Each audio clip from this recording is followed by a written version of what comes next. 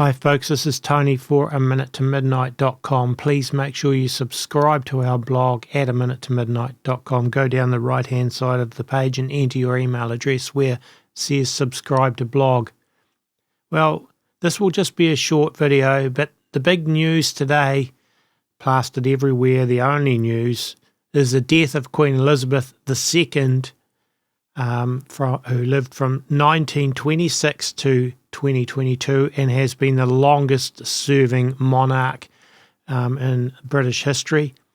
And she's now dead, and ascending the throne in her place is formerly Prince Charles, now known officially as King Charles III. So the first I heard about this morning, I checked my emails as I got up and saw an email from someone saying that Queen Elizabeth had died at 96, making way for the Antichrist to ascend the throne. And I thought, interesting. So I had a look, of course, and saw all the news then of Queen Elizabeth's death and about Prince Charles now being King Charles III. So it got me thinking that there are a lot of people that believe that, well, King Charles is the Antichrist. There have even been books written about Prince Charles being the Antichrist, and I won't go into all the details as to why, but I'm sure there'll be loads of searches being put into Google and so on today as to the possibility that Charles is the Antichrist. Being part of the British Commonwealth, New Zealand has still recognises the monarchy, and so Charles is now the king for us here in New Zealand, and of course Canada and England and a number of other places, Australia, are still part of the British Commonwealth, so he is the king for all of those countries. The Prince of Wales is king after the longest royal apprenticeship in history. He'll be the best prepared monarch we've ever had, having served so long as sort of tutelage under his mother.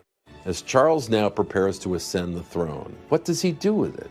Will it be more striking to us when it's held by a man that we've seen grow up as opposed to Queen Elizabeth? What are the qualities that the British monarchy represents?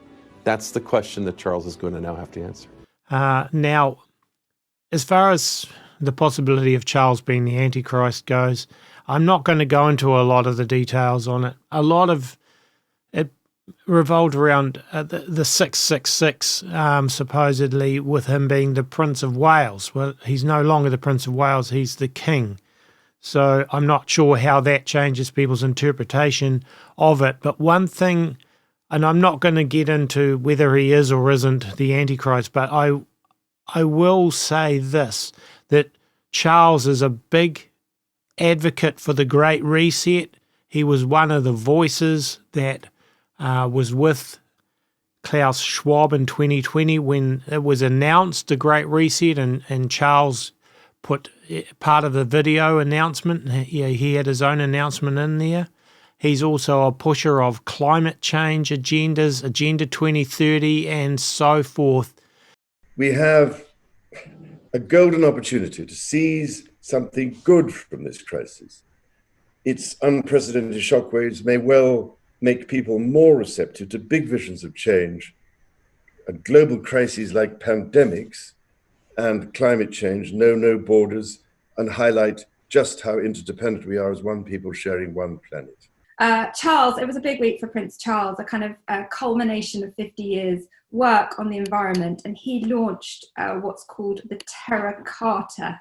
Then it's sort of an Earth Charter, which has been named after the Magna Carta. According to longtime advocate for nature, Prince Charles, it's one of many examples of why urgent action is needed on climate change. It is now rapidly becoming a comprehensive catastrophe that will dwarf the impact of the coronavirus pandemic.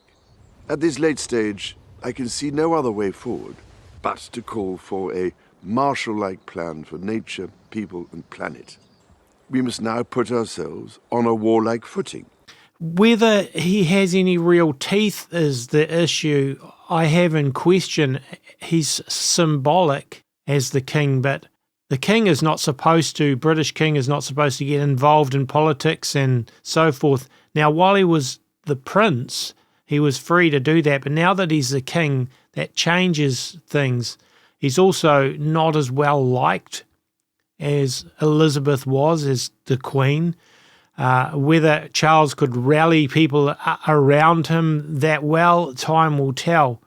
But I think it's just important for people to be aware that this change has taken place and to be watchful. It is very interesting that Queen Elizabeth's last job as a monarch really was appointing the new Prime Minister of Britain, Liz Truss, only a couple of days before her death. As a young Lib Dem, Liz Truss called for the abolition of the monarchy. But today she has been appointed by the Queen as her 15th Prime Minister. It's a day of firsts. Truss is the first PM to share the monarch's name. And never before during her reign has Queen Elizabeth II appointed the new country's leader at Balmoral. The last time this happened was almost 140 years ago, when Queen Victoria appointed Lord Salisbury. The ceremony, which took place in the drawing room, is known as the kissing of hands, although there is no kissing and instead just a handshake.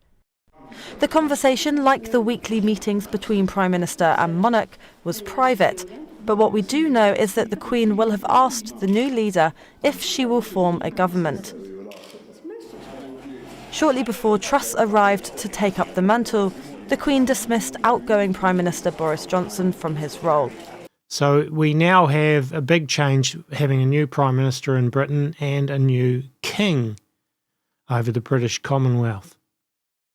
As we all know, the world's been in pretty much upheaval in one way or another since 2020 or late 2019, and I think that is going to continue. We're going to see financial crisis ahead and energy crisis and so on, and more pushing for this climate change agenda and Agenda 2030 and so forth.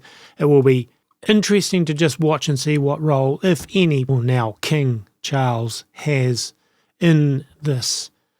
I'm not going to speculate whether he will have any real role or any real teeth, or whether he'll just be symbolic in the days ahead.